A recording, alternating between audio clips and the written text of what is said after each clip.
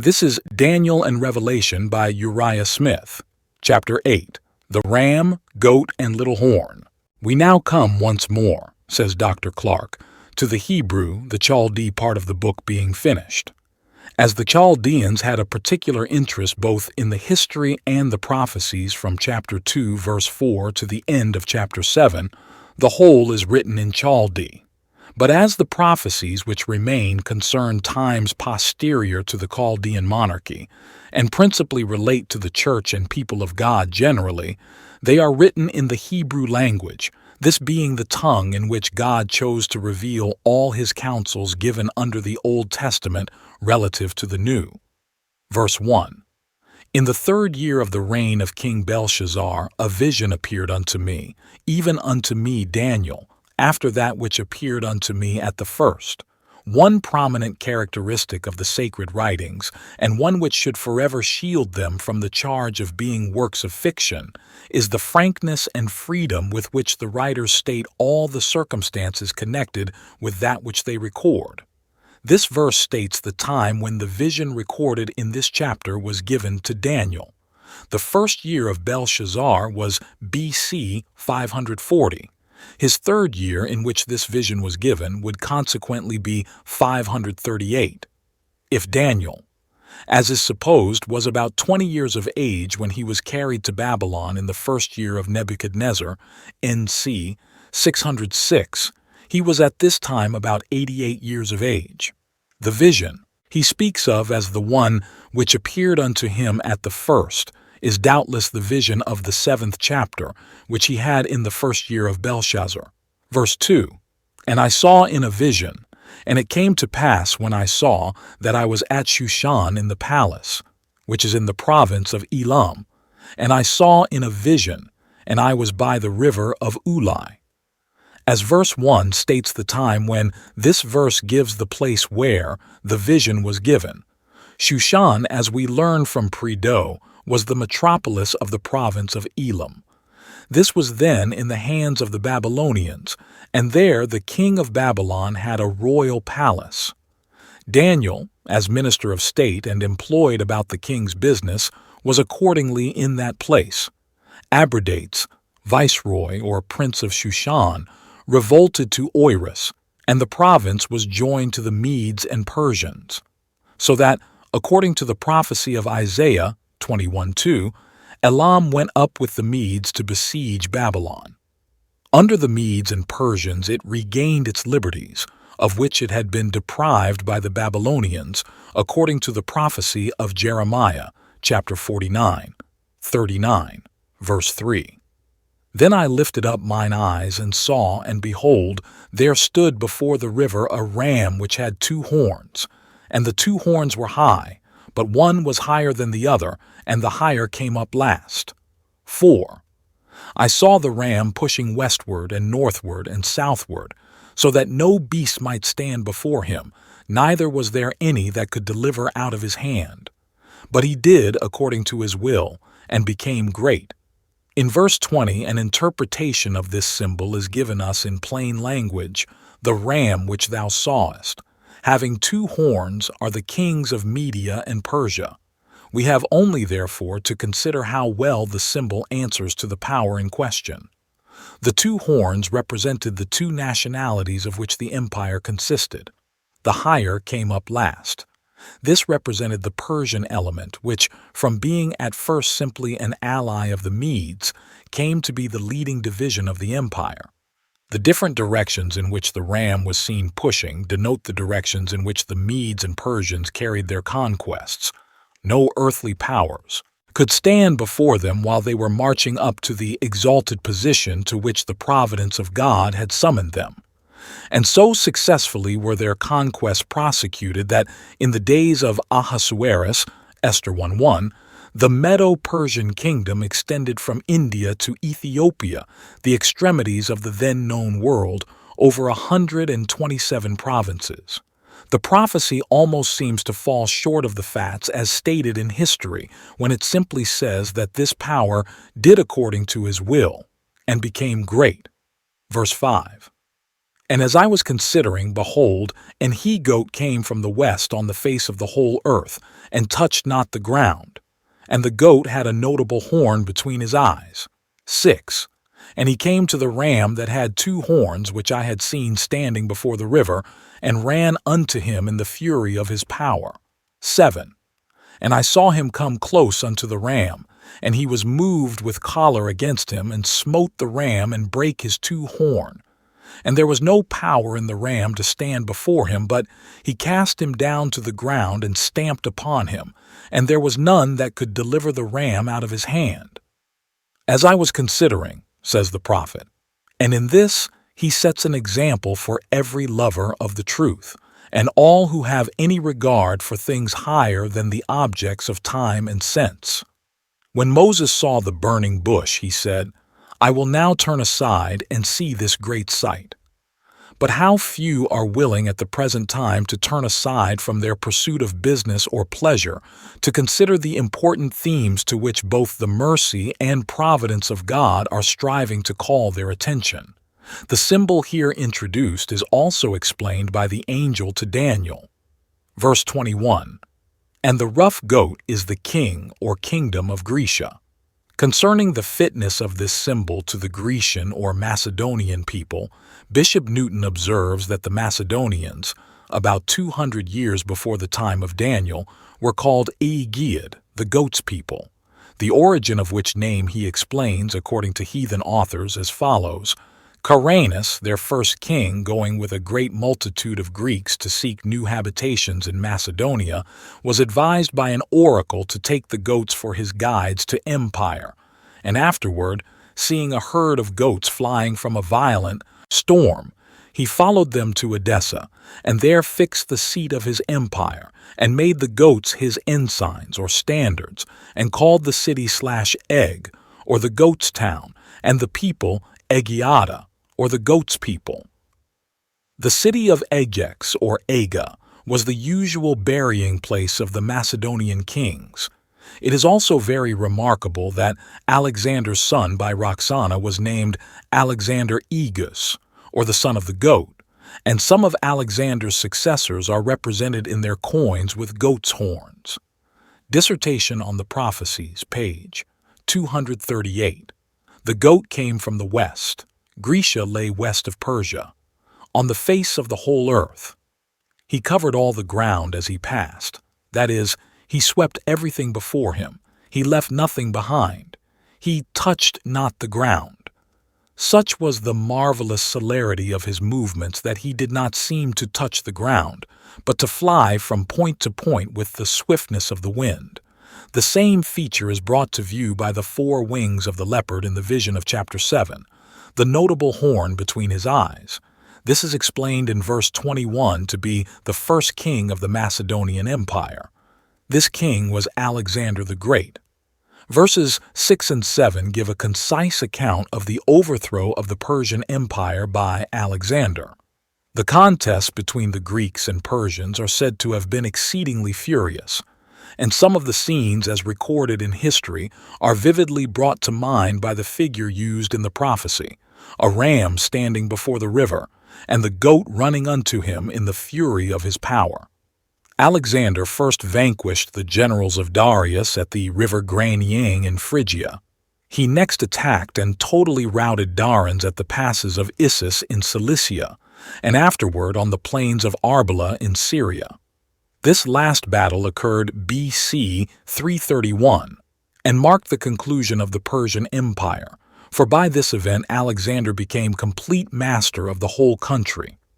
Bishop Newton quotes verse 6, And he, the goat, came to the ram which I had seen standing before the river, and ran unto him in the fury of his power, and adds, One can hardly read these words without having some image of Darius's army standing and guarding the river Granicus, and of Alexander on the other side, with his forces plunging in, swimming across the stream and rushing on the enemy with all the fire and fury that can be imagined.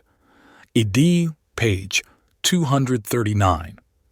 Ptolemy begins the reign of Alexander BC 332, but it was not till the Battle of Arbela, The year following that he became, according to Prideaux, volume I, p. 378, absolute lord of that empire to the utmost extent in which it was ever possessed by the Persian kings. On the eve of this engagement, Darius sent 10 of his chief relatives to sue for peace, and upon their presenting their conditions to Alexander, he replied, "Tell your sovereign that the world will not permit 2 sons nor 2 sovereigns." The language of verse 7 sets forth the completeness of the subjection of Medo-Persia to Alexander. The 2 horns were broken, and the ram was cast to the ground and stamped upon. Person was subdued, the country ravaged, its armies cut to pieces and scattered, its cities plundered, and the royal city of Persepolis, the capital of the Persian Empire, and even in its mines one of the wonders of the world to the present day, was sacked and burned. Thus the ram had no power to stand before the goat, and there was none that could deliver him out of his hand. Verse 8. Therefore the he-goat waxed very great, and when he was strong, the great horn was broken, and for it came up 4 notable ones toward the 4 winds of heaven. The conqueror is greater than the conquered. The ram, Medo-Persia, became great, the goat, Grecia, became very great, and when he was strong, the great horn was broken. Human foresight and speculation would have said, when he becomes weak, his kingdom racked by rebellion or paralyzed by luxury, then the horn will be broken and the kingdom shattered. But Daniel saw it broken in the very prime of its strength and the height of its power, when every beholder would have exclaimed, "Surely the kingdom is established, and nothing can overthrow it." Thus it is often with the wicked. The horn of their strength is broken when they think they stand most firm. Alexander fell in the prime of life. See notes on verse 39 of chapter 2. After his death there arose much confusion among his followers respecting the succession. It was finally agreed, after a 7 days contest, that his natural brother, Philip Aridus, should be declared king.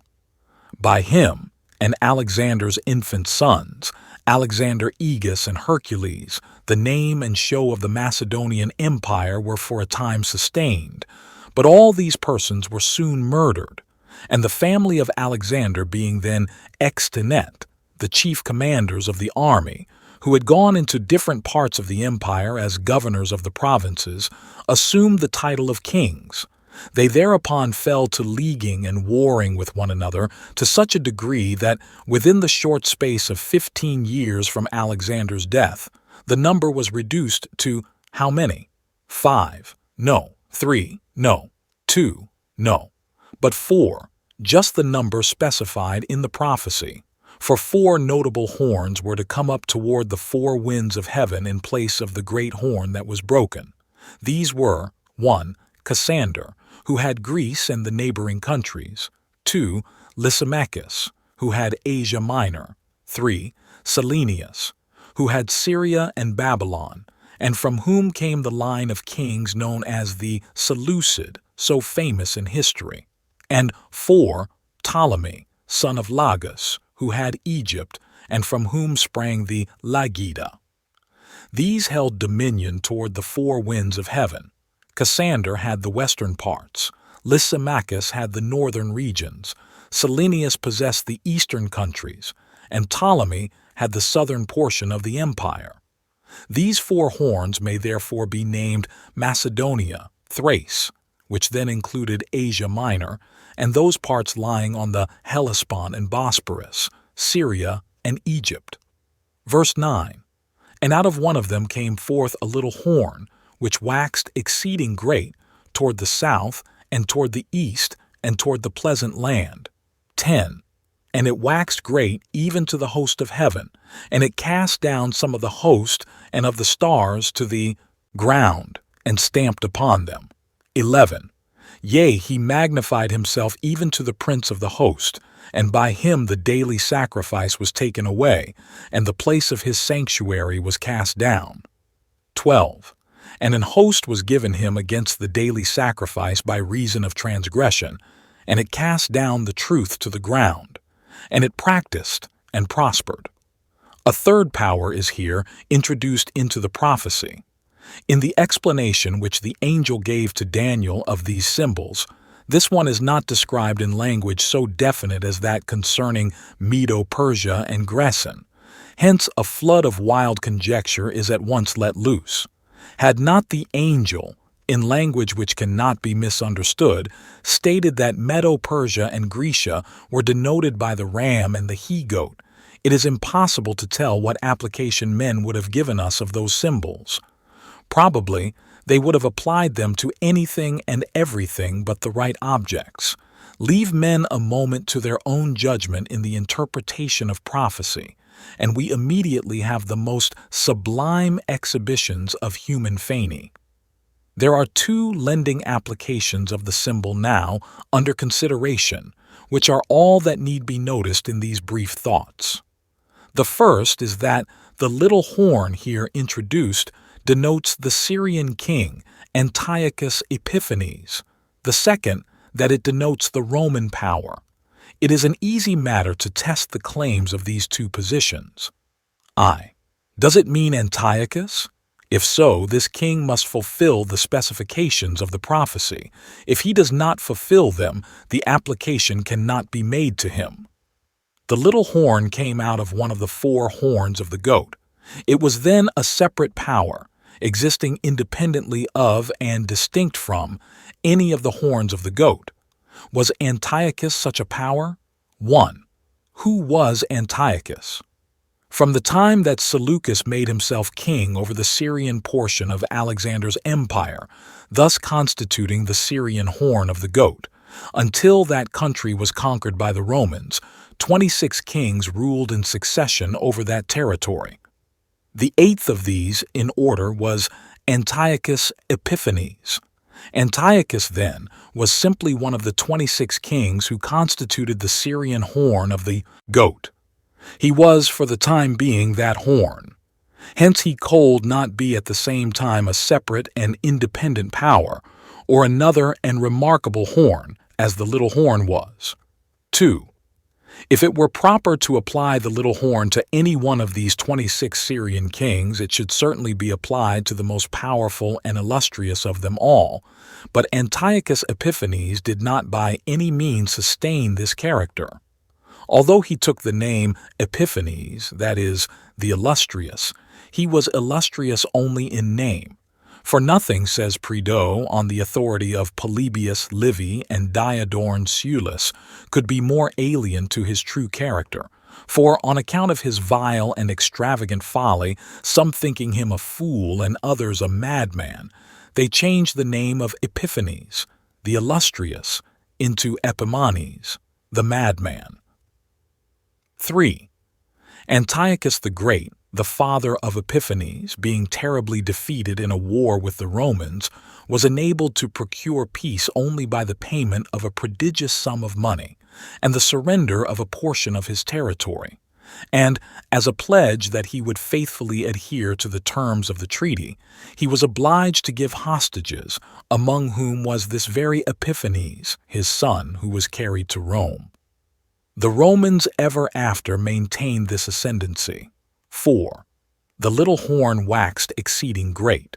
But this Antiochus did not wax exceeding great. On the contrary, he did not enlarge his dominion, except by some temporary conquests in Egypt, which he immediately relinquished when the Romans took the part of Ptolemy, and commanded him to desist from his designs in that quarter. The rage of his disappointed ambition he vented upon the unoffending Jews. 5. The little horn, in comparison with the powers that preceded it, was exceeding great. Persia is simply called great, though it reigned over 127 provinces. Esther 1:1. Grecia, being more extensive still, is called very great. Now the little horn, which waxed exceeding great, must surpass them both. How absurd, then, to apply this to Antiochus, who was obliged to abandon Egypt at the dictation of the Romans, to whom he paid enormous sums of money as tribute. The Religious Encyclopedia gives us this item of his history. Finding his resources exhausted, He resolved to go into Persia to levy tribute and collect large sums which he had agreed to pay to the Romans. It cannot take long for anyone to decide the question which was the greater power, the one which evacuated Egypt, or the one which commanded that evacuation, the one which exacted tribute, or the one which was compelled to pay it. 6. The little horn was to stand up against the Prince of Princes. The Prince of Princes here means, beyond controversy, Jesus Christ. Daniel 9:25, Acts 3:15, Revelation 1:5. But Antiochus died 164 years before our Lord was born. The prophecy cannot therefore apply to him, for he does not fulfill the specifications in one single particular. The question may then be asked how anyone has ever come to apply it to him. We answer, Romanists take that view to avoid the application of the prophecy to themselves, and many Protestants follow them in order to oppose the doctrine that the second advent of Christ is now at hand. Sect 2. It has been an easy matter to show that the little horn does not denote Antiochus. It will be just as easy to show that it does denote Rome. 1. The field of vision here is substantially the same as that covered by Nebuchadnezzar's image of chapter 2 and Daniel's vision of chapter 7. And in both those prophetic delineations, we have found that the power which succeeded Grecia as the fourth great power was Rome. The only natural inference would be that the little horn, the power which in this vision succeeds Grecia as an exceeding great power, is also Rome. 2. The little horn comes forth from one of the horns of the goat. How, it may be asked, can this be true of Rome? It is unnecessary to remind the reader that earthly governments are not introduced into prophecy till they become in some way connected with the people of God. Rome became connected with the Jews, the people of God at that time, by the famous Jewish League BC 161, 1 Maccabees 8, Josephus's Antiquities, Book 12, Chapter 10, Sec 6, Prideaux, Volume 2, p. 166. But 7 years before this, that is, in BC 168, Rome had conquered Macedonia and made that country a part of its empire. Rome is therefore introduced into prophecy just as, from the conquered Macedonian horn of the goat, it is going forth to new conquests in other directions. It therefore appeared to the prophet, or may be properly spoken of in this prophecy, as coming forth from one of the horns of the goat. 3. The little horn waxed great toward the south. This was true of Rome. Egypt was made a province of the Roman Empire BC 30 and continued such for some centuries. 4. The little horn waxed great toward the east. This also was true of Rome. Rome conquered Syria BC 65 and made it a province. 5. The little horn waxed great toward the pleasant land. So did Rome. Judea is called the pleasant land in many scriptures. The Romans made it a province of their empire BC 63 and eventually destroyed the city and the temple and scattered the Jews over the face of the whole earth. 6. The little horn waxed great even to the host of heaven. Some did this also. The host of heaven, when used in a symbolic sense in reference to events transpiring upon the earth, must denote persons of illustrious character or exalted position. The great red dragon, Rev. 12:4, is said to have cast down a third part of the stars of heaven to the ground. The dragon is there interpreted to symbolize pagan Rome, and the stars at east to the ground were Jewish rulers. Evidently, it is the same power and the same work that is here brought to view, which again makes it necessary to apply this growing horn to Rome. 7. The little horn magnified himself even to the prince of the host. Rome alone did this. In the interpretation, verse 25, this is called standing up against the prince of princes. How clear an allusion to the crucifixion of our Lord under the jurisdiction of the Romans. 8. By the little horn the daily sacrifice was taken away. This little horn must be understood to symbolize Rome in its entire history, including its two phases, pagan and papal. These two phases are elsewhere spoken of as the daily. Sacrifice is a supplied word, and the transgression of desolation. The daily, desolation, signifying the pagan form, and the transgression of desolation, the papal. See on verse 13. In the actions ascribed to this power sometimes, one form is spoken of, sometimes the other. By him, the papal form, the daily, the pagan form, was taken away. Pagan Rome was remodeled into papal Rome, and the place of his sanctuary, or worship, the city of Rome, was cast down. The seat of government was removed by Constantine in AD 330 to Constantinople. The same transaction is brought to view in Revelation 13:2, where it is said that the dragon, pagan Rome, gave to the beast, papal Rome, his seat, the city of Rome. 9. A host was given him, the little horn, against the daily, the barbarians that subverted the Roman Empire in the changes, attritions, and transformations of those times. B. Came converts to the Catholic faith and the instruments of the dethronement of their former religion. Though conquering Rome politically, they were themselves vanquished religiously by the theology of Rome and became the perpetuators of the same empire in another phase. And this was brought about by reason of transgression, that is, by the working of the mystery of iniquity. The papacy is the most cunningly contrived false ecclesiastical system ever devised, and it may be called a system of iniquity because it has committed its abominations and practiced its orgies of superstition in the garb and under the pretense of pure and undefiled religion. 10. The little horn cast the truth to the ground and practiced and prospered. This describes in few words the work and career of the papacy. The truth is, by it hideously caricatured, it is loaded with traditions. It is turned into mummery and superstition. It is cast down and obscured. And this anti-Christian power has practiced its deceptions upon the people, practiced its schemes of cunning to carry out its own ends and aggrandize its own power, and it has prospered. It has made war with the saints and prevailed against them. It has run its allotted career and is soon to be broken without hand, to be given to the burning flame, and to perish in the consuming glories of the second appearing of our Lord. Rome meets all the specifications of the prophecy. No other power does meet them. Hence, Rome, and no other, is the power in question. And while the descriptions given in the Word of God of the character of this monstrous system are fully met, the prophecies of its baleful history have been most strikingly and accurately fulfilled.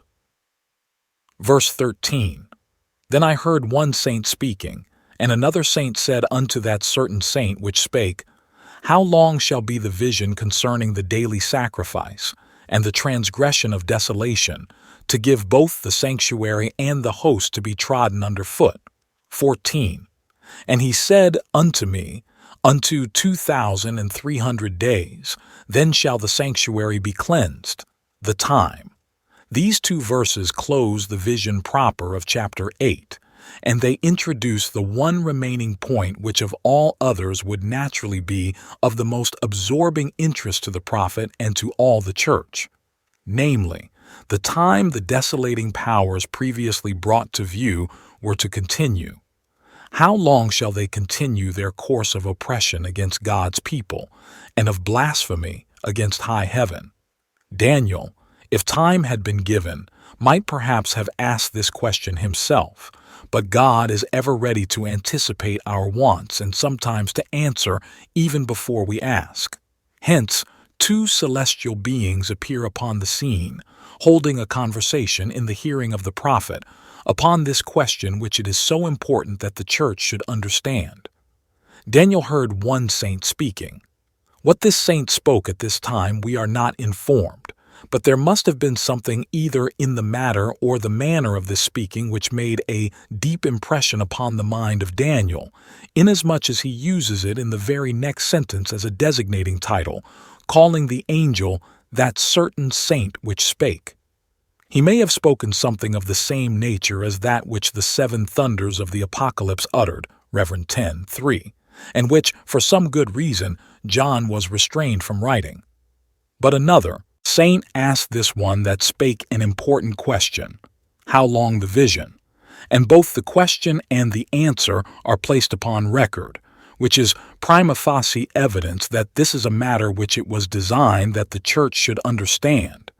And this view is further confirmed by the fact that the angel did not ask this question for his own information, inasmuch as the answer was addressed to Daniel as the one whom it chiefly concerned, and for whose information it was given.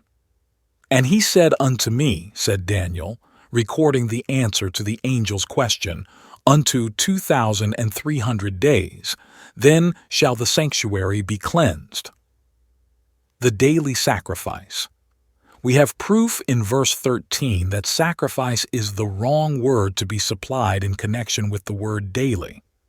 If the daily sacrifice of the Jewish service is here meant, or, in other words, the taking away of that sacrifice, as some suppose, which sacrifice was, at a certain point of time, taken away, there would be no propriety in the question, how long the vision concerning it? This question evidently implies that those agents or events to which the vision relates occupy a long series of years. Continuance of time is the central idea, and the whole time of the vision is filled by what is here called the daily and the transgression of desolation. Hence, the daily cannot be the daily sacrifice of the Jews, the taking away of which, when the time came for it, occupied comparatively but an instant of time. It must denote something which occupies a series of years. The word here rendered daily occurs in the Old Testament, according to the Hebrew Concordance, 102 times and is, in the great majority of instances, rendered continual or continually. The idea of sacrifice does not attach to the word at all, nor is there any word in the text which signifies sacrifice. That is wholly a supplied word, the translators putting in that word which their understanding of the text seemed to demand. But they evidently entertained an erroneous view, the sacrifices of the twos not being referred to at all. TT appears therefore more in accordance with both the construction and the context, to suppose that the word daily refers to a desolating power like the transgression of desolation with which it is connected. Then we have two desolating powers which for a long period oppress or desolate the church. The Hebrew justifies this construction, the last word, desolation, having a common relation to the two preceding nouns, the perpetual and the transgression, which are connected by the conjunction, and literally it may be rendered, how long the vision concerning the continuance and the transgression of desolation, the word desolation being related to both continuance and transgression, as though it were expressed in full thus, the continuance of desolation and the transgression of desolation. By the continuance of desolation, or the perpetual desolation, we must understand that paganism, through all its long history, is meant, and by the transgression of desolation is meant the papacy. The phrase describing this latter power is stronger than that used to describe paganism. It is the transgression, or rebellion, as the word also means, of desolation, as though under this period of the history of the Church, the desolating power had rebelled against all restraint previously imposed upon it. From a religious point of view, the world has presented only these two phases of opposition against the Lord's work in the earth. Hence, Although three earthly governments are introduced in the prophecy as oppressors of the church, they are here ranged under two heads: the daily and the transgression of desolation.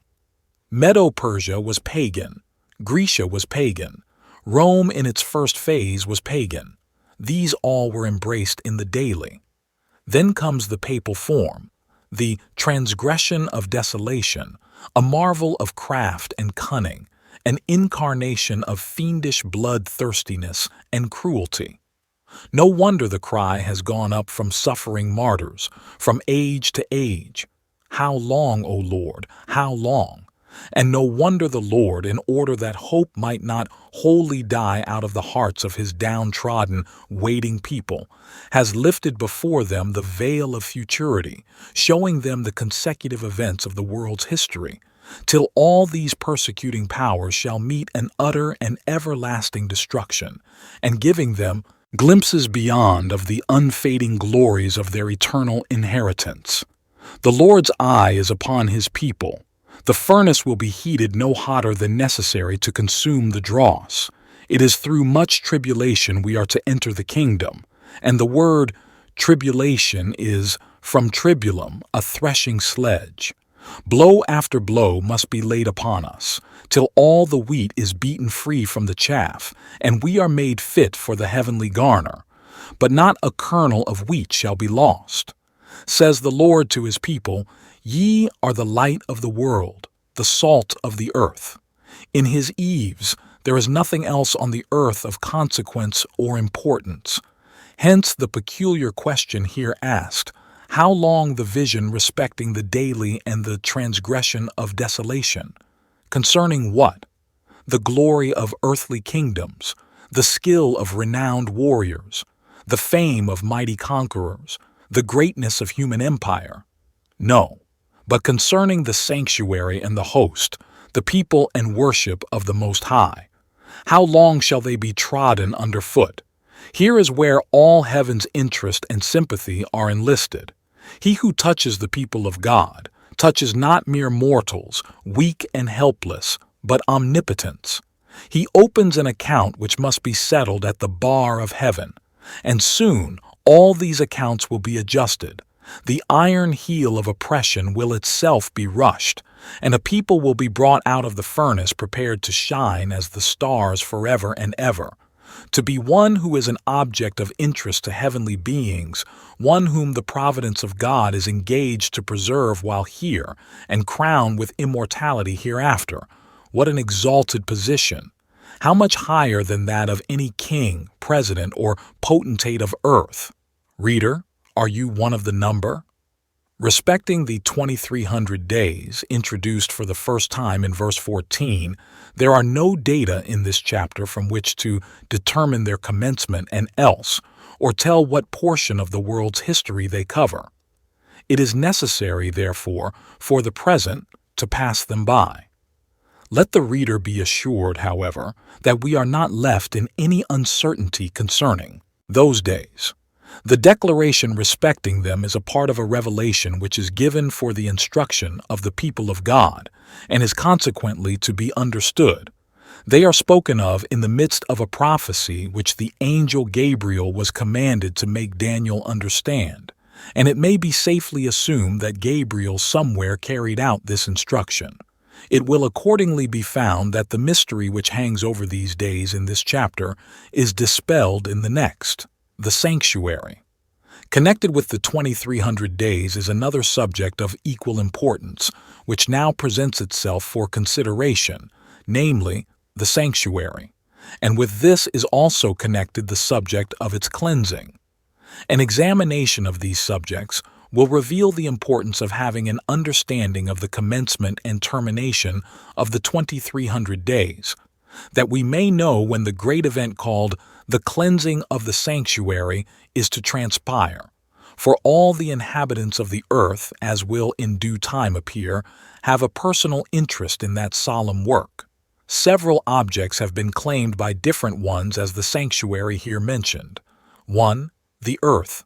2. The land of Canaan. 3. The church. 4. The sanctuary, the true tabernacle, which the Lord pitched and not man, which is in the heavens, and of which the Jewish tabernacle was a type, pattern, or figure.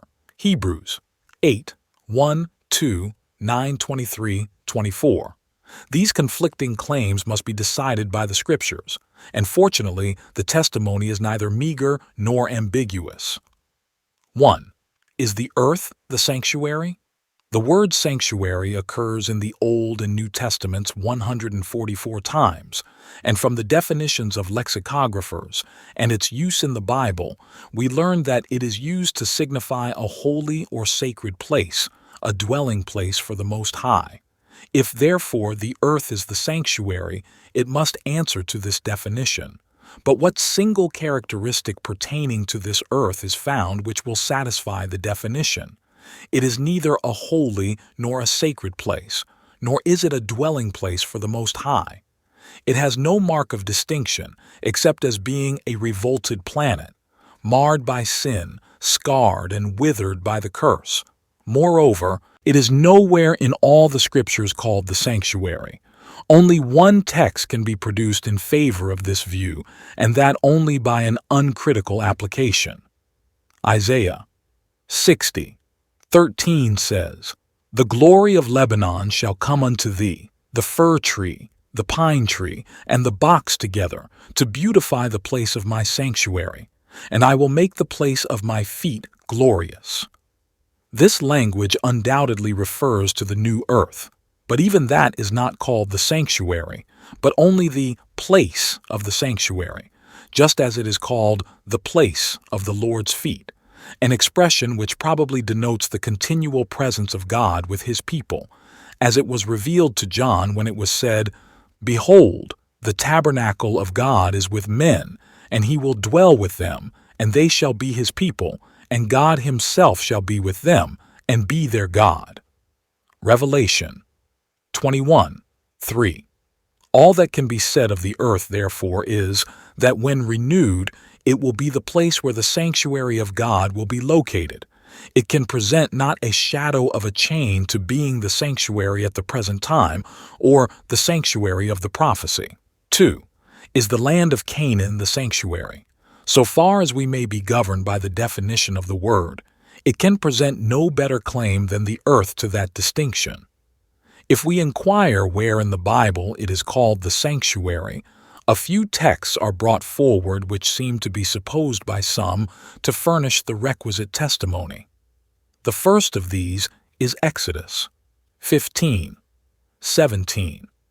Moses, in his song of triumph and praise to God after the passage of the Red Sea, exclaimed, "Thou shalt bring them in, and plant them in the mountain of thine inheritance, in the place, O Lord, which thou hast made for thee to dwell in the sanctuary, O Lord, which thy hands have established."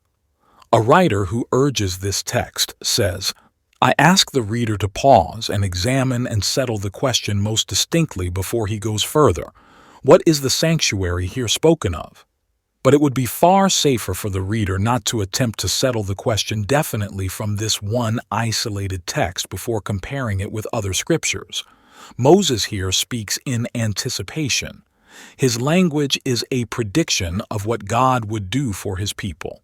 Let us see how it was accomplished. If we find in the fulfillment that the land in which they were planted is called the sanctuary, it will greatly strengthen the claim that is based upon this text. If, on the other hand, we find a plain distinction drawn between the land and the sanctuary, then Exodus 15:17 must be interpreted accordingly. We turn to David, who records as a matter of history what Moses uttered as a matter of prophecy. Psalm 78:53-54. The subject of the psalmist here is the deliverance of Israel from Egyptian servitude and their establishment in the promised land. And he says, "And God led them on safely, so that they feared not. But the sea overwhelmed their enemies. And He brought them to the border of His sanctuary, even to this mountain, which His right hand had purchased." The mountain here mentioned by David is the same as the mountain of thine inheritance spoken of by Moses, in which the people were to be planted, and this mountain David call, not the sanctuary, but only the border of the sanctuary. What, then, was the sanctuary? Verse 69 of the same psalm informs us, "And he built his sanctuary like high palaces, like the earth which he hath established forever." The same distinction between the sanctuary and the land is pointed out in the prayer of good King Jehoshaphat. 2 Chronicles 20:7-8. "Art not thou our God, who didst drive out the inhabitants of this land before thy people Israel, and gavest it to the seed of Abraham thy friend forever? And they dwelt therein, and have built thee a sanctuary therein for thy name." Taken alone, some try to draw an inference from X 15:17 that the mountain was the sanctuary. But when we take in connection with it the language of David, which is a record of the fulfillment of Moses' prediction and an inspired commentary upon his language, such an idea cannot be entertained.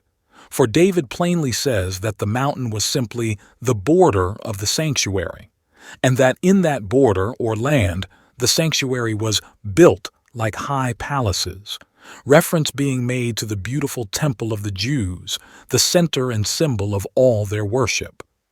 But whoever will read carefully Exodus 15:17 will see that not even an inference is necessary that Moses, by the word sanctuary, means the mountain of inheritance, much less the whole land of Palestine. In the freedom of poetic license, he employs elliptical expressions and passes rapidly from one idea or object to another. First, the inheritance engages his attention, and he speaks of it. Then the fact that the Lord was to dwell there. Then the place he was to provide for his dwelling there, namely the sanctuary which he would cause to be built. David thus associates Mount Zion and Judah together in Psalm 78:68 because Zion was located in Judah. The three texts, Exodus 15:17, Psalm 78:54-69, are the ones chiefly relied on to prove that the land of Canaan is the sanctuary. But singular enough, the two latter, in plain language, clear away the ambiguity of the first, and utterly disprove the claim that is based thereon. Having disposed of the main proof on this point, it would hardly seem worthwhile to spend time with those texts from which only inferences can be drawn. As there is, however, only one even of this class, we will refer to it, that no point may be left unnoticed. Isaiah 63:18. "The people of thy holiness have possessed it but a little while. Our adversaries have trodden down thy sanctuary." This language is as applicable to the temple as to the land. For when the land was overrun with the enemies of Israel, their temple was laid in ruins. This is plainly stated in verse 11 of the next chapter. "Our holy and our beautiful house, where our fathers praised thee, is burned up with fire." The text, therefore, proves nothing for this view. Respecting the earth or the land of Canaan as the sanctuary, we offer one thought more. If either constitutes the sanctuary, it should not only be somewhere described as such, but the same idea should be carried through to the end, and the purification of the earth or of Palestine should be called the cleansing of the sanctuary. The earth is indeed defiled, and it is to be purified by fire, but fire, as we shall see, is not the agent which is used in the cleansing of the sanctuary, and this purification of the earth, or any part of it, is nowhere in the Bible called the cleansing of the sanctuary. 3. Is the church the sanctuary? The evident mistrust with which this idea is suggested is a virtual surrender of the argument before it is presented.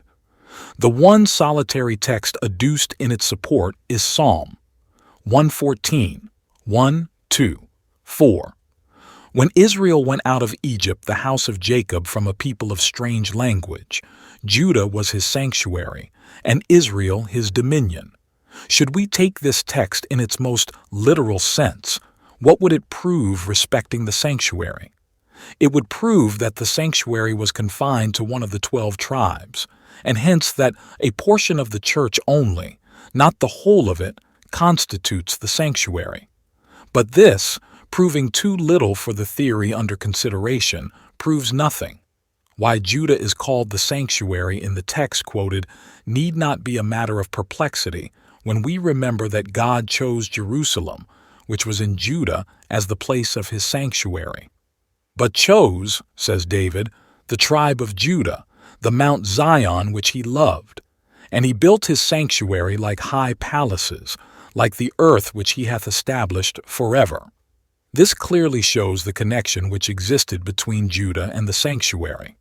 That tribe itself was not the sanctuary, but it is once spoken of as such when Israel came forth from Egypt, because God purposed that in the midst of the territory of that tribe, his sanctuary should be located. But even if it could be shown that the church is anywhere called the sanctuary, it would be of no consequence to our present purpose, which is to determine what constitutes the sanctuary of Daniel. 8:13-14. For the church is there spoken of as another object, to give both the sanctuary and the host to be trodden under foot, that by the term host the church is here meant, none will dispute. The sanctuary is therefore another and a different object. 4. Is the temple in heaven the sanctuary?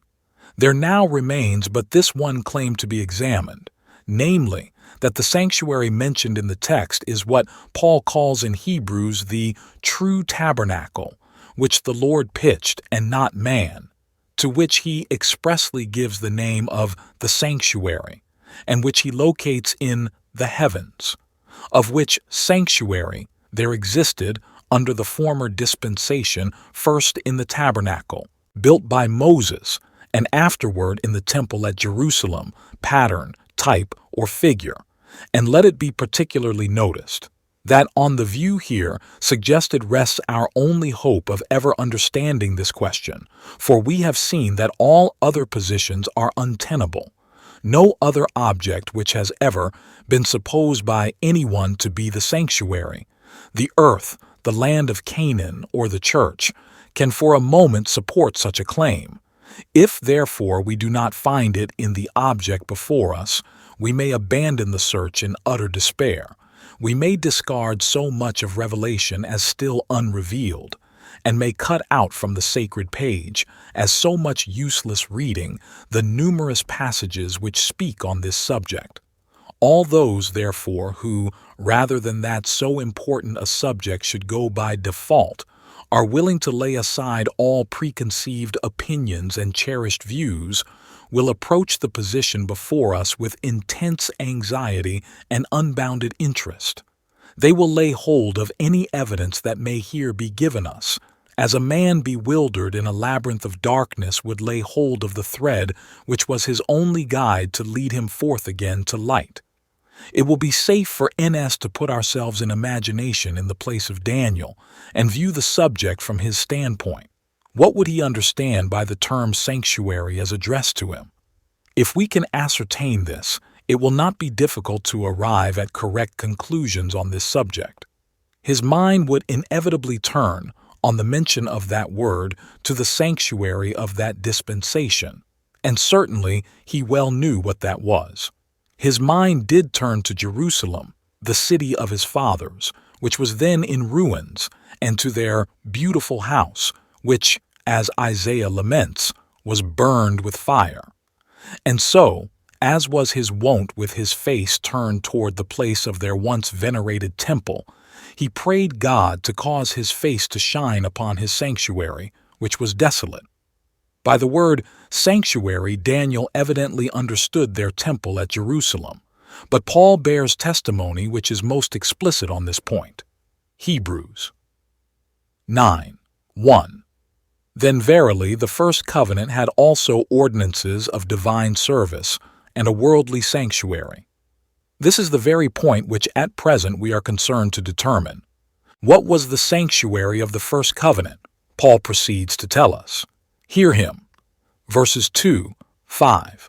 For there was a tabernacle made, the first or first apartment, wherein was the candlestick, and the table, and the shewbread, which is called the sanctuary, margin, the holy. And after the second veil, the tabernacle, which is called the holiest of all, which had the golden censer, and the ark of the covenant overlaid round about with gold, wherein was the golden pot that had manna, and Aaron's rod that budded, and the tables of the covenant, and over it the cherubims of glory shadowing the merry seat, of which we cannot now speak particularly. There is no mistaking the object to which Paul here has reference. It is the tabernacle erected by Moses according to the direction of the Lord, which was afterward merged into the temple at Jerusalem, with a holy and a most holy place, and various vessels of service, as here set forth. A full description of this building, with its various vessels and their uses, will be found in Exodus chapter 25 and onward. If the reader is not familiar with this subject, he is requested to turn and closely examine the description of this building. This, Paul plainly says, was the sanctuary of the first covenant, and we wish the reader carefully to mark the logical value of this declaration. By telling us what did positively for a time constitute the sanctuary, Paul sets us on the right track of inquiry. He gives us a basis on which to work. For a time, the field is cleared of all doubt and all obstacles. During the time covered by the first covenant, which reached from Sinai to Christ, we have before us a distinct and plainly defined object, minutely described by Moses, and declared by Paul to be the sanctuary during that time. But Paul's language has greater significance even than this. It forever annihilates the claims which are put forth in behalf of the earth, the land of Canaan, or the church, as the sanctuary, for the arguments which would prove them to be the sanctuary at any time would prove them to be such under the old dispensation. If Canaan was at any time the sanctuary, it was such when Israel was planted in it. If the church was ever the sanctuary, it was such when Israel was led forth from Egypt. If the earth was ever the sanctuary, it was such during the period of which we speak. To this period the arguments urged in their favor apply as fully as to any other period, and if they were not the sanctuary during this time, then all the arguments are destroyed, which would show that they ever were, or ever could be, the sanctuary. But were they the sanctuary during that time? This is a final question for these theories, and Paul decides it in the negative by describing to us the tabernacle of Moses and telling us that, not the earth, nor Canaan, nor the church, was the sanctuary of that dispensation. And this building answers in every respect to the definition of the term and the use for which the sanctuary was designed. 1. It was the earthly dwelling place of God. "Let them make me a sanctuary," said he to Moses, "that I may dwell among them." Exodus 25:8. In this tabernacle, which they erected according to his instructions, he manifested his presence. 2. It was a holy or sacred place, the holy sanctuary. Leviticus 16:33:3. In the Word of God, it is over and over again called the sanctuary. Of the 140 instances in which the word is used in the Old Testament, it refers in almost every case to this building. The tabernacle was at first constructed in such a manner as to be adapted to the condition of the children of Israel at that time. They were just entering upon their 40 years' wandering in the wilderness, when this building was set up in their midst as the habitation of God and the center of their religious worship. Journeying was a necessity, and removals were frequent. It would be necessary that the tabernacle should often be moved from place to place. It was, therefore, so fashioned of movable parts, the sides being composed of upright boards, and the covering consisting of curtains of linen and dyed skins, that it could be readily taken down, conveniently transported, and easily erected at each successive stage of their journey. After entering the Promised Land, this temporary structure in time gave place to the magnificent Temple of Solomon. In this more permanent form it existed, saving only the time it lay in ruins in Daniel's day, till its final destruction by the Romans in AD 70. This is the only sanctuary connected with the earth, concerning which the Bible gives us any instruction or history any record. But is there nowhere any other? This was the sanctuary of the first covenant. With that covenant it came to an end. Is there no sanctuary which pertains to the second or new covenant? There must be. Otherwise, the analogy is lacking between these covenants. And in this case, the first covenant had a system of worship, which, though minutely described, is unintelligible, and the second covenant has a system of worship which is indefinite and obscure. And Paul virtually asserts that the new covenant, in force since the death of Christ, the testator, has a sanctuary. For when, in contrasting the two covenants, as he does in the book of Hebrews, he says in chapter 9, "One that the first covenant had also ordinances of divine service and a worldly sanctuary. It is the same as saying that the new covenant has likewise its services and its sanctuary." Furthermore, in verse S of this chapter, he speaks of the worldly sanctuary as the first tabernacle. If that was the first, there must be a second. And as the first tabernacle existed so long as the first covenant was in force, when that covenant came to an end, the second tabernacle must have taken the place of the first and must be the sanctuary of the new covenant. There can be no evading this conclusion. Where then shall we look for the sanctuary of the new covenant? Paul, by the use of the word also in Hebrews 9:1, intimates that he had before spoken of this sanctuary. We turn back to the beginning of the previous chapter and find him summing up his foregoing arguments as follows. "Now, of the things which we have spoken, this is the sum. We have such an high priest who is set on the right hand of the throne of the majesty in the heavens, a minister of the sanctuary and of the true tabernacle which the Lord pitched, and not man." Can there be any doubt that we have in this text the sanctuary of the new covenant? A plain allusion is here made to the sanctuary of the first covenant. That was pitched by man, erected by Moses. This was pitched by the Lord, not by man. That was the place where the earthly priests performed their ministry.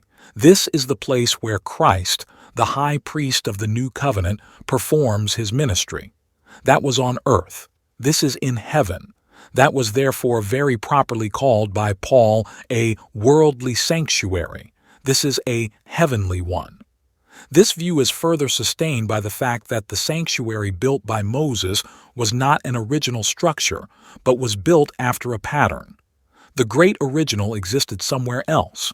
What Moses constructed was but a type or model. Listen to the directions the Lord gave him on this point.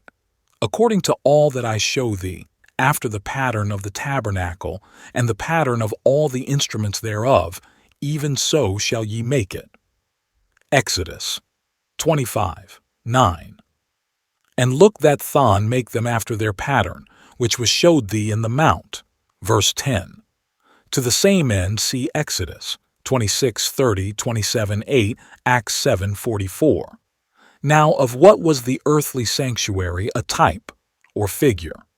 Answer: of the sanctuary of the new covenant, the true tabernacle, which the Lord pitched and not man.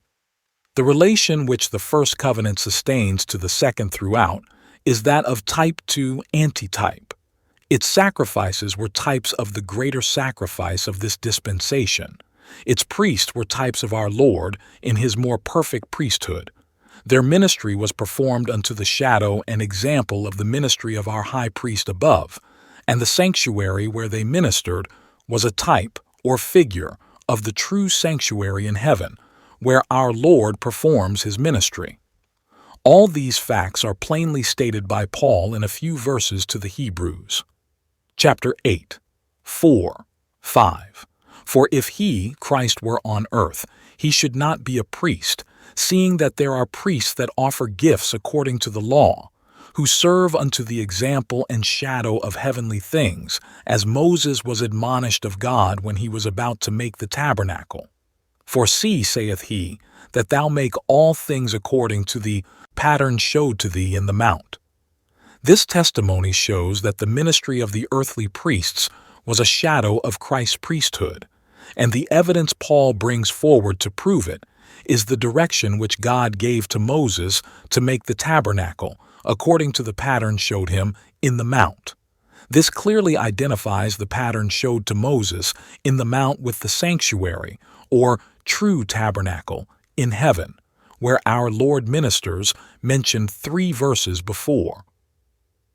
In chapter 9, 8, 9, Paul further says, "The Holy Ghost this signifying, that the way into the holiest of all, Greek holy places, plural, was not yet made manifest, while as the first tabernacle was yet standing, which was a figure for the time then present," etc. While the first tabernacle stood and the first covenant was in force, the ministration of the more perfect tabernacle and the work of the new covenant was not, of course, carried forward.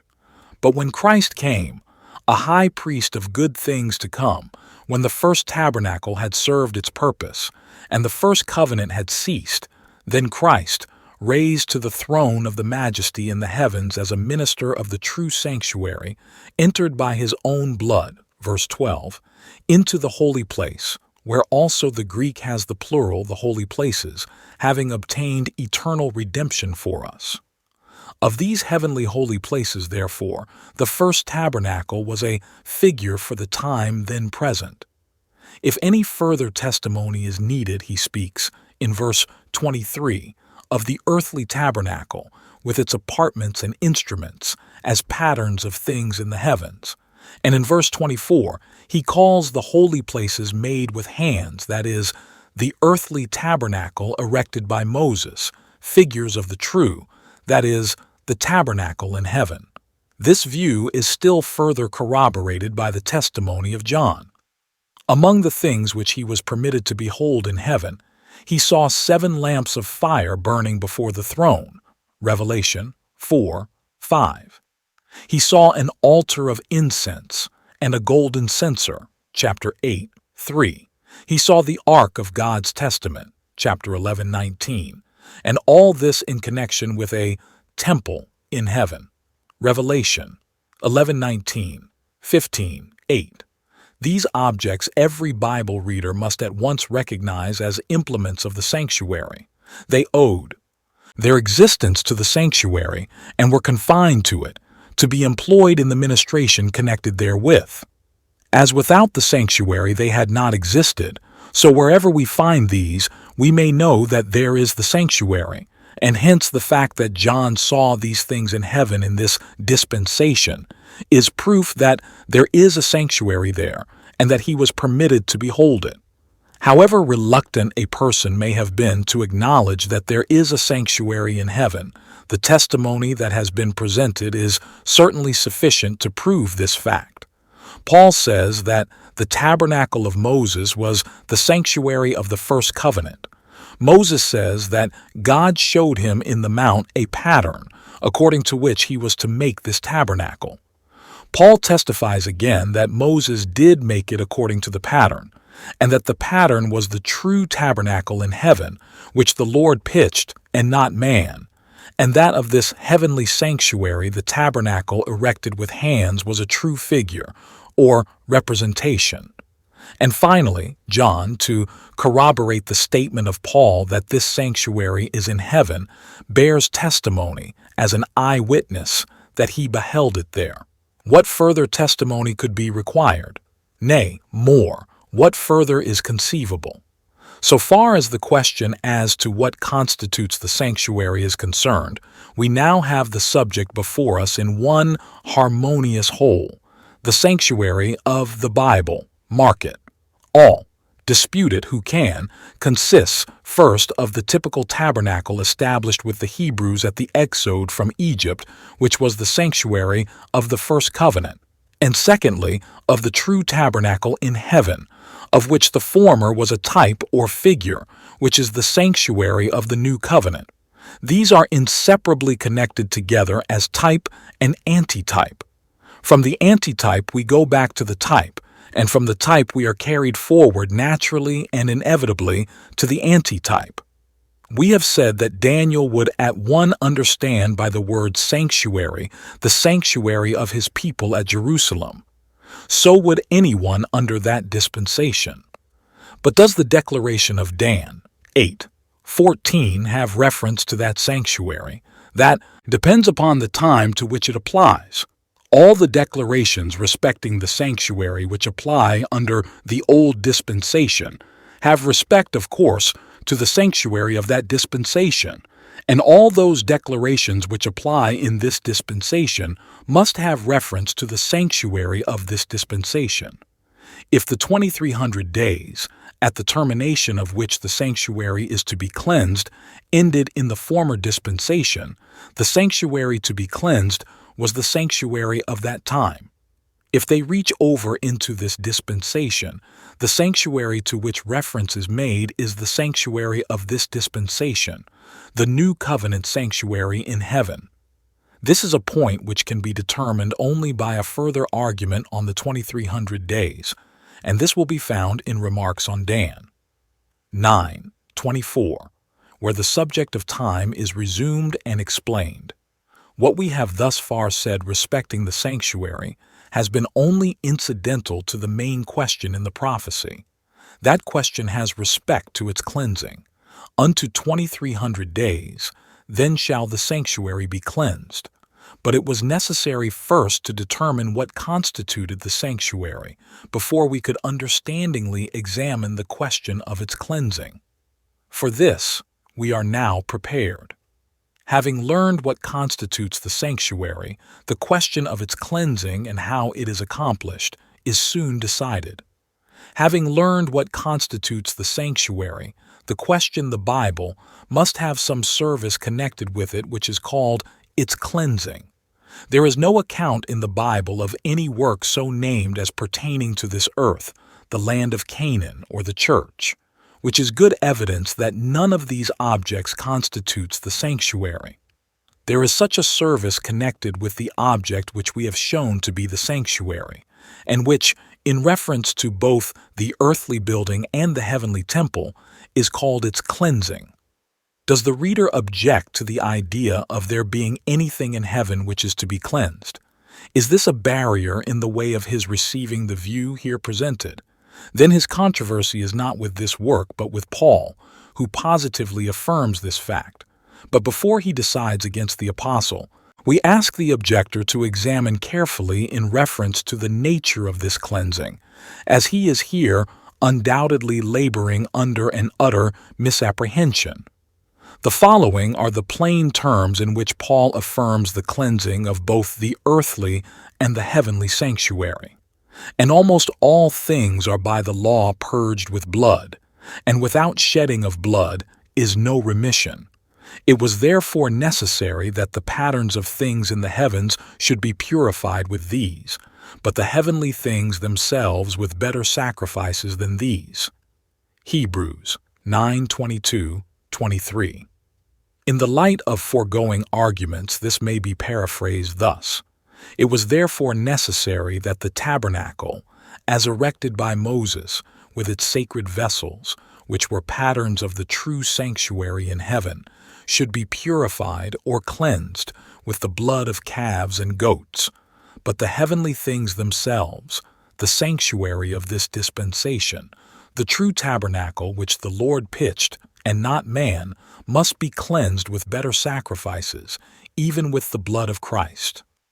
We now inquire, what is the nature of this cleansing, and how is it to be accomplished?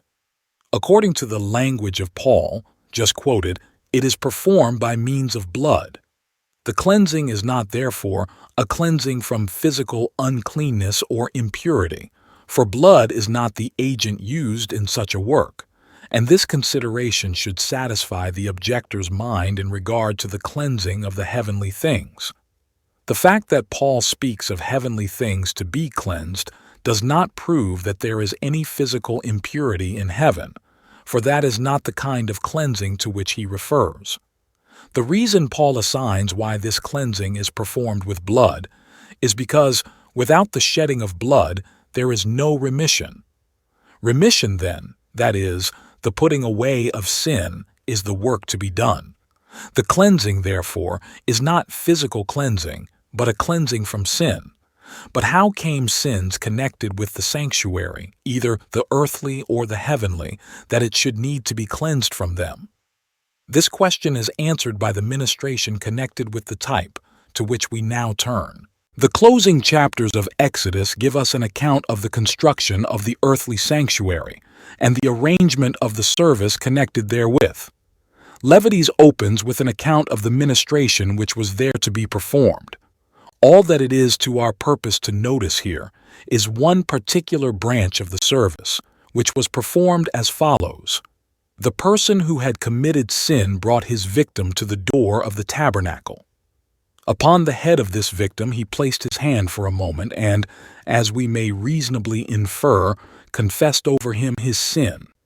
By this expressive act he signified that he had sinned and was worthy of death, but that in his stead he consecrated his victim and transferred his guilt to it. With his own hand, and what must have been his emotions, he then took the life of his victim on account of that guilt. The law demanded the life of the transgressor for his disobedience. The life is in the blood, Leviticus 17:11-14. Hence, without the shedding of blood, there is no remission. With the shedding of blood, remission is possible, for the demand of life by the law is thus satisfied. The blood of the victim, representative of a forfeited life and the vehicle of its guilt, was then taken by the priest and ministered before the Lord. The sin of the individual was thus, by his confession, by the slaying of the victim, and by the ministry of the priest, transferred from himself to the sanctuary. Victim after victim was thus offered by the people. Day by day the work went forward, and thus the sanctuary continually became the receptacle of the sins of the congregation. But this was not the final disposition of these sins. The accumulated guilt was removed by a special service, which was called the cleansing of the sanctuary. This service, in the type, occupied 1 day in the year, and the 10th day of the 7th month on which it was performed was called the Day of Atonement. On this day, while all Israel refrained from work and afflicted their souls, the priest brought 2 goats and presented them before the Lord at the door of the tabernacle of the congregation. On these goats he cast lots, 1 lot for the Lord and the other lot for the scapegoat. The one upon which the Lord's lot fell was then slain, and his blood was carried by the priest into the most holy place of the sanctuary and sprinkled upon the mereh seat. And this was the only day on which he was permitted to enter into that apartment. Coming forth, he was then to lay both his hands upon the head of the scapegoat, confess over him all the iniquities of the children of Israel, and all their transgressions and all their sins, and thus putting them upon his head. Leviticus 16:21. He was to send him away by the hand of a fit man into a land not inhabited, a land of separation or forgetfulness, the goat never again to appear in the camp of Israel, and the sins of the people to be remembered against them no more. This service was for the purpose of cleansing the people from their sins, and cleansing the sanctuary and its sacred vessels. Leviticus 16:30-33. By this process, sin was removed, but only in figure, for all that work was typical. The reader to whom these views are new will be ready here to inquire, perhaps with some astonishment, what this strange work could possibly be designed to typify, what there is in this dispensation which it was designed to prefigure. We answer, a similar work in the ministration of Christ, as Paul clearly teaches. After stating in Hebrews 8 that Christ is the minister of the true tabernacle, the sanctuary in heaven, he states that the priests on earth served unto the example and shadow of heavenly things.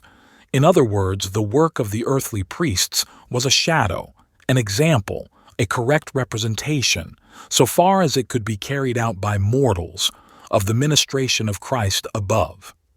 These priests, ministered in both apartments of the earthly tabernacle. Christ, therefore, ministers in both apartments of the heavenly temple.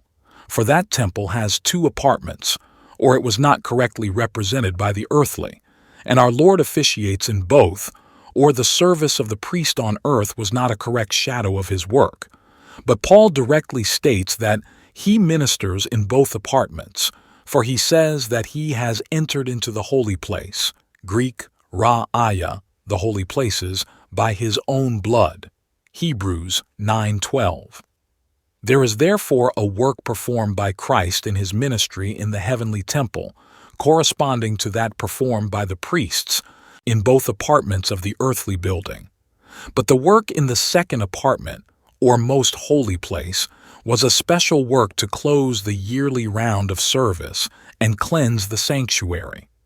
Hence, Christ's ministration in the second apartment of the heavenly sanctuary must be a work of like nature and constitute the close of his work as our great high priest and the cleansing of that sanctuary. As through the sacrifices of a former dispensation, the sins of the people were transferred in figure by the priests to the earthly sanctuary, where those priests ministered. So ever since Christ ascended to be our intercessor in the presence of his Father, the sins of all those who sincerely seek pardon through him are transferred, in fact, to the heavenly sanctuary where he ministers. Whether Christ ministers for us in the heavenly holy places with his own blood literally or only by virtue of its merits, we need not stop to inquire. Suffice it to say that his blood has been shed, and through that blood remission of sins is secured, in fact, which was obtained only in figure through the blood of the calves and goats of the former dispensation. But those sacrifices had real virtue in this respect. They signified faith in a real sacrifice to come, and thus those who employed them have an equal interest in the work of Christ with those who in this dispensation come to him by faith through the ordinances of the gospel. The continual transfer of sins to the heavenly sanctuary, and if they are not thus transferred, will anyone, in the light of the types and in view of the language of Paul, explain the nature of the work of Christ in our behalf? This continual transfer, we say, of sins to the heavenly sanctuary makes its cleansing necessary on the same ground that a like work was required in the earthly sanctuary. An important distinction between the two ministrations must here be noticed. In the earthly tabernacle, a complete round of service was accomplished every year. For 359 days, in their ordinary years, the ministration went forward in the first apartment. One day's work in the most holy completed the yearly round. The work then commenced again in the holy place, and went forward till another day of atonement completed the year's work, and so on, year by year. This continual repetition of the work was necessary on account of the short lives of mortal priests.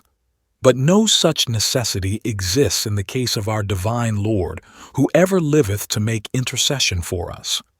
See Hebrews 7:23-25. Hence the work of the heavenly sanctuary, instead of being a yearly work, is performed once for all. Instead of being repeated year by year, one grand cycle is allotted to it, in which it is carried forward and finished, never to be repeated. 1 year's round of service in the earthly sanctuary represented the entire work of the sanctuary above. In the type, the cleansing of the sanctuary was the brief closing work of the year's service. In the antitype, the cleansing of the sanctuary must be the losing work of Christ, our great high priest, in the tabernacle on high. In the type, to cleanse the sanctuary, the high priest entered into the most holy place to minister in the presence of God before the ark of his testament. In the antitype, when the time comes for the cleansing of the sanctuary, our high priest in like manner enters into the most holy place to make a final end of his intercessory work in behalf of mankind. We confidently affirm that no other conclusion can be arrived at on this subject without doing despite to the unequivocal testimony of God's Word. Reader, do you now see the importance of this subject? Do you begin to perceive what an object of interest for all the world is the sanctuary of God? Do you see that the whole work of salvation centers there, and that when the work is done, probation is ended, and the cases of the saved and lost are eternally decided? Do you see that the cleansing of the sanctuary is a brief and special work, by which the great scheme is forever finished? Do you see that if it can be made known when this work of cleansing commences, it is a solemn announcement to the world that salvation's last hour is reached and is fast hastening to its close? And this is what the prophecy is designed to show. It is to make known the commencement of this momentous work. Unto 2,300 days, then shall the sanctuary be cleansed. In advance of any argument on the nature and application of these days, the position may be safely taken that they reach to the cleansing of the heavenly sanctuary, for the earthly was to be cleansed each year. And we make the prophet utter nonsense if we understand him as saying that at the end of 2,300 days, a period of time over 6 years in length, even if we take them literally, an event should take place which was to occur regularly every year. The heavenly sanctuary is the one in which the decision of all cases is to be rendered. The progress of the work there is what it especially concerns mankind to know. If people understood the bearing of these subjects on their eternal interests, with what earnestness and anxiety would they give them their most careful and prayerful study? See on chapter 9, 20 and onward, an argument on the 2,800 days, showing at what point they terminated, and when the solemn work of the cleansing of the heavenly sanctuary began. Verse 15, And it came to pass, when I, even I, Daniel, had seen the vision, and sought for the meaning, then, behold, there stood before me as the appearance of a man. 16, And I heard a man's voice between the banks of Ulai, which called and said, Gabriel, make this man to understand the vision. We now enter upon an interpretation of the vision. And first of all, we have mention of Daniel's solicitude and his efforts to understand these things. He sought for the meaning. Those who have given to prophetic subjects their careful and earnest attention are not the ones who are unconcerned in such matters. They only can tread with indifference over a mine of gold, who do not know that a bed of precious metal lies beneath their feet. Immediately there stood before the prophet as the appearance of a man. The text does not say it was a man, as some would fain have us think, who wish to prove that angels are dead men, and who resort to such texts as this for their evidence. It says, the appearance of a man, from which we are evidently to understand an angel in human form. And he heard a man's voice, that is, the voice of an angel as of a man speaking. The commandment given was to make this man, Daniel, understand the vision. It was addressed to Gabriel, a name that signifies the Mighty One. He continues his instruction to Daniel in chapter 9. Under the new dispensation, he was commissioned to announce the birth of John the Baptist to his father Zacharias, Luke 1:11, and that of the Messiah to the Virgin Mary, verse 26. To Zacharias he introduced himself with these words, I am Gabriel, that stand in the presence of God. From this it appears that he was an angel of a high order and superior dignity. But the one who here addressed him was evidently higher in rank and had power to command and control his actions. This was probably no other than the archangel Michael or Christ, between whom and Gabriel alone a knowledge of the matters communicated to Daniel existed. See chapter 10, 21, verse 17. So he came near where I stood, and when he came, I was afraid, and fell upon my face. But he said unto me, Understand, O Son of Man, for at the time of the end shall be the vision. 18. Now, as he was speaking with me, I was in a deep sleep on my face toward the ground, but he touched me and set me upright. 19. And he said, Behold, I will make thee know what shall be in the last end of the indignation, for at the time appointed the end shall be. Under similar circumstances to those here narrated, John fell down before the feet of an angel, but it was for the purpose of worship. Revelation 19:10-22:8. Daniel seems to have been completely overcome by the majesty of the heavenly messenger. He prostrated himself with his face to the ground, probably as though in a deep sleep, but not really so. Sorrow, it is true, caused the disciples to sleep, but fear, as in this case, would hardly have that effect. The angel gently laid his hand upon him to give him assurance. How many times have mortals been told by heavenly beings to fear not, and from this helpless and prostrate condition set him upright, with a general statement that at the time appointed the end shall be, and that he will make him know what shall be in the last end of the indignation. He enters upon an interpretation of the vision. The indignation must be understood to cover a period of time. What time? God told his people Israel that he would pour upon them his indignation for their wickedness, and thus he gave directions concerning the profane, wicked prince of Israel. Remove the diadem and take off the crown. I will overturn it, and it shall be no more until he come whose right it is, and I will give it him. Ezekiel 21:25-27:31. Here is the period of God's indignation against his covenant people, the period during which the sanctuary and host are to be trodden underfoot. The diadem was removed, and the crown taken off when Israel was subjected to the kingdom of Babylon. It was overturned again by the Medes and Persians, again by the Grecians, again by the Romans, corresponding to the 3 times the word is repeated by the prophet. The Jews, then having rejected Christ, were soon scattered abroad over the face of the earth, and spiritual Israel has taken the place of the literal seed, but they are in subjection to earthly powers, and will be till the throne of David is again set up, till he who is its rightful heir, the Messiah, the Prince of Peace, shall come, and then it will be given him. Then the indignation will have ceased. What shall take place in the last end of this period? The angel is now to make known to Daniel. Verse 20. The ram which thou sawest having 2 horns are the kings of Media and Persia. 21. And the rough goat is the king of Grecia. And the great horn that is between his eyes is the first king. 22. Now that being broken, whereas 4 stood up for it, 4 kingdoms shall stand up out of the nation, but not in his power.